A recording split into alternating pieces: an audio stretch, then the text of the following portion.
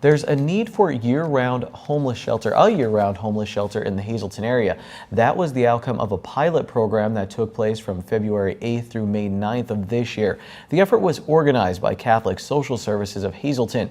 Neil Alberto is the executive director. He recently completed a report on the project, which will be known as Divine Providence Shelter. There were actually 69 residents who took advantage of the shelter. The ages range from 19 years old to 73, with the average age of an individual is around 40 years old. It was about 75% males, 25% females. 90% of those individuals were right from this community. Since that time, a little less than a month ago, we're probably up to about 77 individuals now who have resided there at the shelter.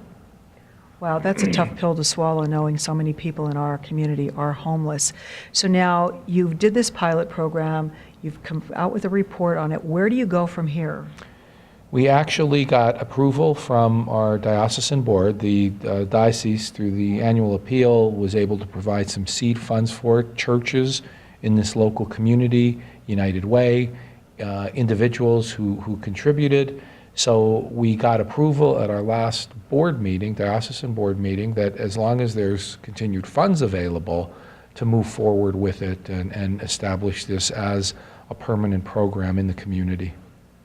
And you were rotating locations, which made it very difficult. You had a lot of volunteers coming out from various churches, but it was moving around. But now you have a stable location, and this is going to be a program you hope to have year-round.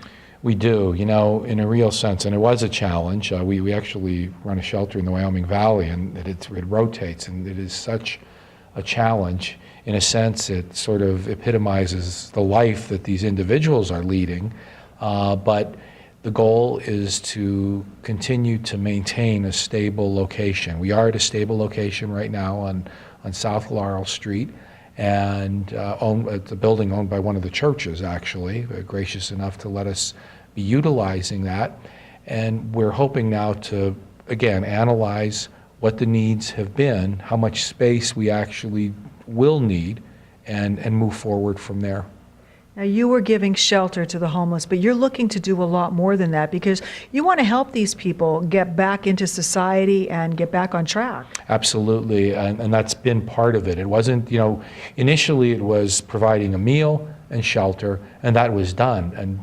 Oh God, the generosity of the community has been tremendous. The churches, the volunteers, as you said, who have stepped forward, wonderful and just so inspiring.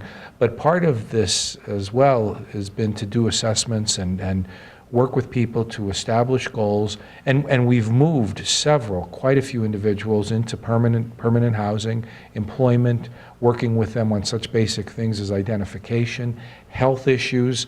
Literally, the program has, health-wise, saved some individuals' lives who had been out in the elements and everything.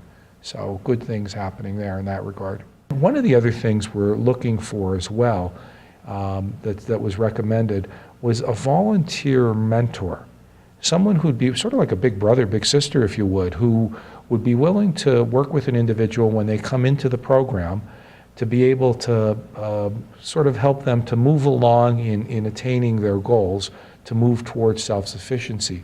The maximum time someone's allowed to stay is 45 days. So someone really needs to be working diligently to reach those goals in that time frame.